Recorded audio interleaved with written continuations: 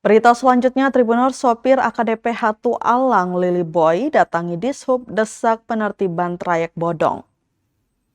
Puluhan sopir antar kota dalam provinsi atau AKDP jurusan Hatu, Alang, dan Lili Boy mendatangi kantor Dinas Perhubungan atau Dishub Provinsi Maluku Selasa 28 Juli 2026.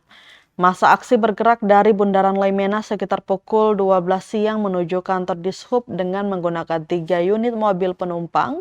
Kedatangan mereka untuk menuntut penertiban kendaraan AKDP yang tidak memiliki izin trayek resmi atau bodong dan diduga hanya beroperasi menggunakan surat keterangan atau suket.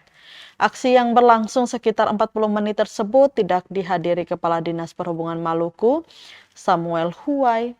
Masa hanya ditemui oleh staf sarana dan prasarana lalu lintas angkutan jalan atau LLAJ, yaitu Kais Payapo.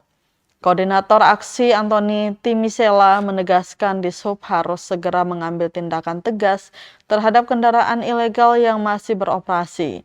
Ia juga menyinggung adanya dugaan keterlibatan oknum di internal Dishub dalam penertiban suket tersebut.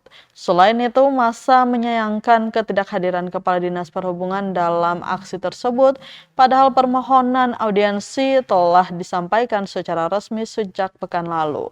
Para sopir berharap Kepala Dinas Perhubungan segera mengambil langkah tegas demi menciptakan keadilan bagi seluruh pengemudi AKDP.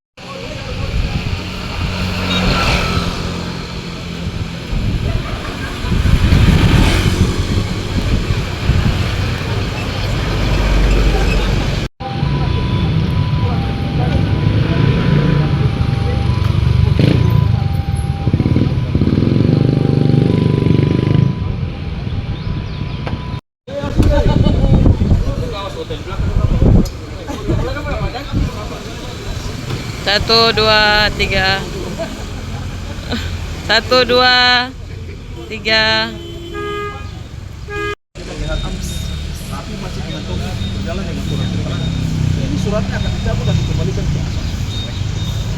Tapi sampai sekarang suratnya bukan ditarik, tapi dari balai. Contoh ini batu yang mana?